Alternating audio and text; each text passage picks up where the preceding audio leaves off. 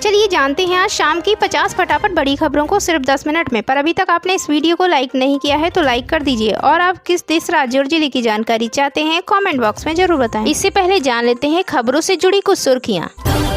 Traffic rules के खिलाफ सख्त हुई योगी सरकार, किया इग्नोर तो लाइसेंस और परमिट होंगे रद्द।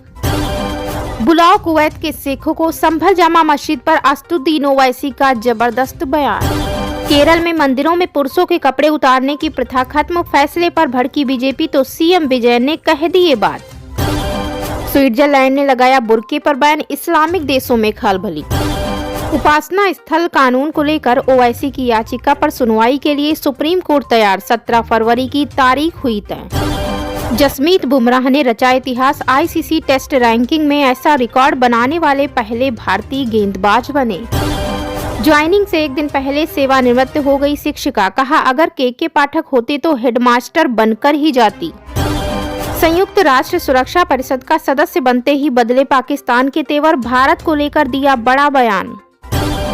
बांग्लादेश के चुनाव आयोग ने शेख हसीना की आवामी लीग को दिया ग्रीन सिग्नल।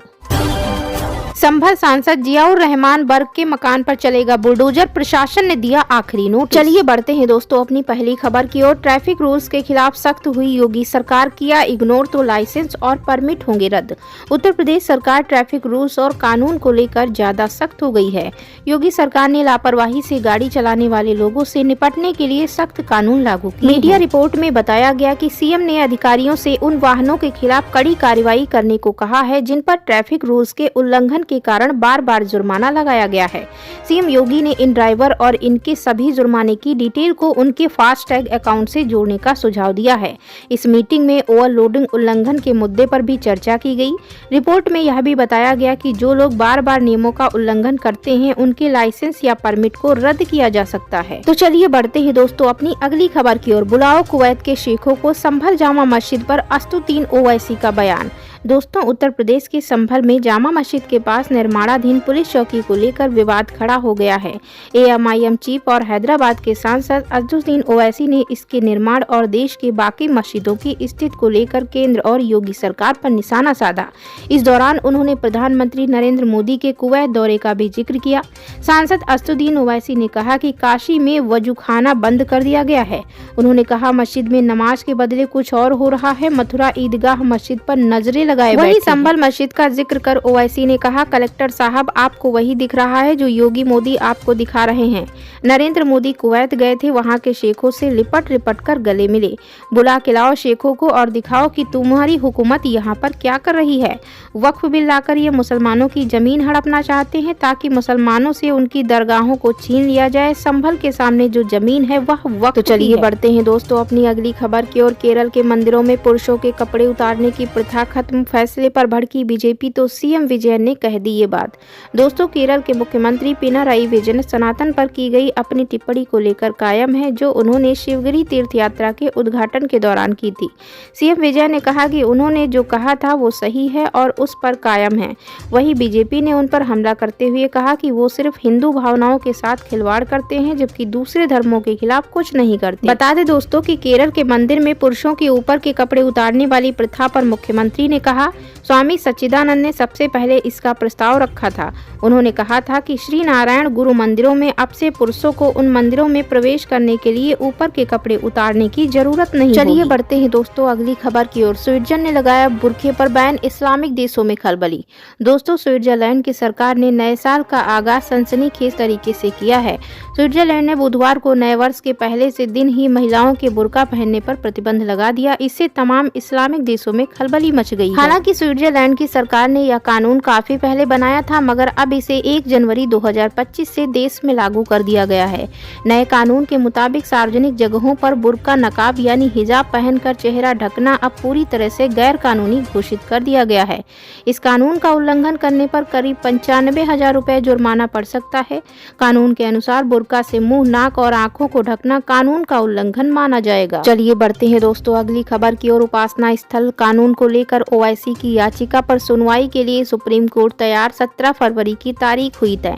उपासना स्थल कानून 1991 को लेकर एआईएमआईएम प्रमुख असदुद्दीन ओवैसी की ओर से दायर याचिका पर सुनवाई के लिए सुप्रीम कोर्ट तैयार हो गया है। सुप्रीम कोर्ट ने ओवैसी की याचिका पर सुनवाई के लिए 17 फरवरी की तारीख तय की है। याचिका को लंबित मामलों के साथ शामिल किया गया है। मुख्य न्यायाधीश संजीव खन्ना और न्यायमूर्ति संजय कुमार की पीठ ने आदेश दिया है कि ओवैसी की नई याचिका को मामले पर लंबित याचिकाओं के साथ जोड़ा जाए। इस पर 17 फरवरी को सुनवाई की जाएगी। चलिए बढ़ते हैं दोस्तों अगली खबर की ओर। जसमीत बुमराह ने रचा इतिहास, आईसीसी टेस्ट रैंकिंग में ऐसा रिकॉर्ड बनाने वाले पहले भारतीय गेंदबाज बने। दोस्तों आईसीसी के अनुसार भारतीय तेज गेंदबाज जसमीत बुमराह बुधवार को रविचंद्रन अश्विन के 904 रेटिंग पॉइंट को पीछे छोड़ते हुए आईसीसी रैंकिंग इतिहास में सर्वोच्च रैंकिंग वाले भारतीय टेस्ट गेंदबाज बन गए। 907 अंकों के साथ बुमराह इंग्लैंड के डेरेक अंडरवुड के साथ सर्वकालिक लिस्ट में संयुक्त रूप से 17वें स्थान पर मौजूदा बॉर्डर गावस्कर सीरीज में बुमराह के लाजवाब प्रदर्शन ने उन्हें भारत और ऑस्ट्रेलिया के बीच एमसीजी मुकाबले में 9 विकेट दिलाए और हालिया रैंकिंग अपडेट में उन्हें नंबर 1 टेस्ट गेंदबाज के रूप में अपनी बढ़त मजबूत करने में मदद बढ़ते हैं दोस्तों अगली खबर की ओर। संयुक्त राष्ट्र सुरक्षा परिषद का सदस्य बनते ही बदले पाकिस्तान के तेवर, भारत को लेकर दिया बड़ा बयान। पाकिस्तान ने संयुक्त राष्ट्र सुरक्षा परिषद में जापान की जगह ले ली और एशिया प्रशांत क्षेत्र से 2 सीटों में से एक पर अपना स्थान पक्का किया।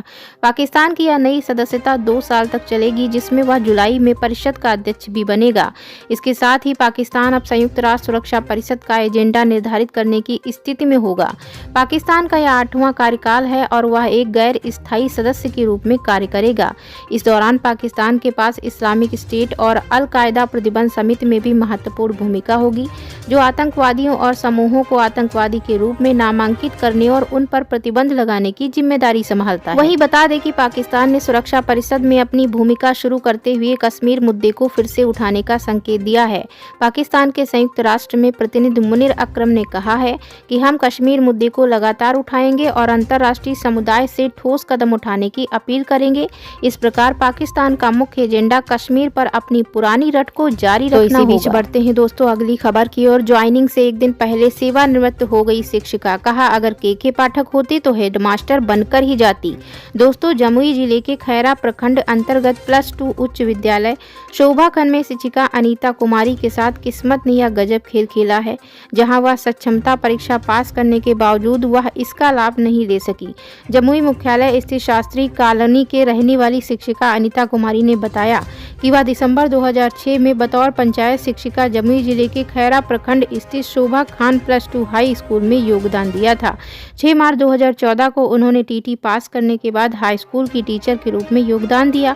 पिछले साल यानी 9 मार्च 2024 को सक्षमता 1 की परीक्षा पास कर ली और उसी महीने के अंत में नियुक्ति पत्र मिलने वाले थे। शिक्षा विभाग के अपर मुख्य सचिव के पाठक के जाने से नियुक्ति पत्र मिलने में काफी विलंब हुई और जब 30 दिसंबर 2024 को विशिष्ट शिक्षक के रूप में योगदान के लिए उनको नियुक्ति पत्र मिला था।